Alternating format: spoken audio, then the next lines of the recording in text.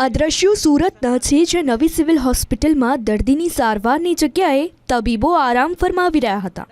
અહીં દર્દથી પીડાતા દર્દીને સારવાર આપવાની પણ આ તબીબોએ તસ્દી ન લીધી.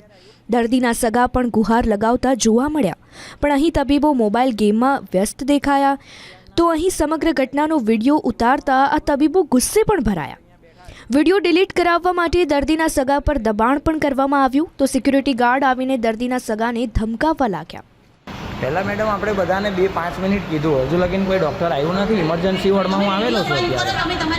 હું અત્યારે મેડમ ઇમરજન્સી વોર્ડમાં આવ્યો છું. બધા ડૉક્ટર અહીંયા બેઠા છે, સૂંઘેલા છે, એક જણ મોબાઈલ લઈને બેઠું છે. પછી ઊભા થઈને જોવા જાઓ છો, ત્યાં પેશન્ટની હાલત તમે જોઈ શકો છો કે પેશન્ટ કઈ પોઝિશનમાં અત્યારે છે. ડૉક્ટર ઇમરજન્સી વોર્ડમાં સિવિલ હોસ્પિટલમાં રાતના 2 વાગે છે નહીં. कोई बात नहीं मैडम, मैं डिलीट कर दूंगा. हाँ बना लो, जहाँ देना है वहाँ दे दो.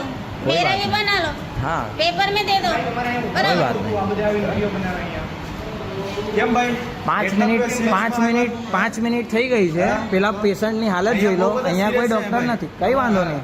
મારે વિડીયોનું બીજું કોઈ કારણ નથી. હું પોલીસ સ્ટેશનમાં લઈ જજો, હું ડિલીટ મારી દઈશ ત્યાં. હા નથી કરાવો, વિડીયો ઉતારવું છે એમ. ટ્રીટમેન્ટ કરાવવાની છે, કોઈ ડૉક્ટર હાજર નથી. એક ડૉક્ટર સૂંઘેલા છે, એક ડૉક્ટર અહીંયા બેઠા છે, મોબાઈલ જોવે છે. હજુ લગીને આમને કહું છું, કોઈ ડૉક્ટર અત્યાર સુધી આવ્યા નથી. અત્યાર સુધી કોઈ ડૉક્ટર આવ્યા નથી. ડૉક્ટર આવશે, હું પોલીસ સ્ટેશનમાં આવવા રેડી છું. જ્યારે પેલા ભાઈની ટ્રીટમેન્ટ થઈ જશે, હું પોલીસ સ્ટેશનમાં આવવા રેડી છું. તમે ટ્રીટમેન્ટ કરવાઓ કે આવા વિડીયો બનાવો? વિડીયો બનાવવાનો સવાલ નથી. ડૉક્ટર ઊંઘેલા છે. હજુ લગીને ઇમરજન્સી વોર્ડ રાતના 2 વાગ્યા છે, કોઈ ડૉક્ટર હાજર નથી. એની માટે આ વિડીયોગ્રાફી ચાલુ છે. પેશન્ટ મેં તમને બી સાહેબ કીધું બહાર કે ઇમરજન્સી પેશન્ટ છે સાહેબ, ક્યાં લઈ જાઉં? હજુ લગીન આવ્યા અમે 10 મિનિટ થઈ સાહેબ, હજુ લગીન કોઈ આવ્યા નથી. મારા કહેવા છતાં આ મેડમ ઊભા નથી થતા. મને કહે છે કે તમને હું બોલાવું છું, સિક્યોરિટીને બોલાવું છું. કંઈ વાંધો નહીં, સિક્યોરિટી બોલાવશો, હું જઈશ.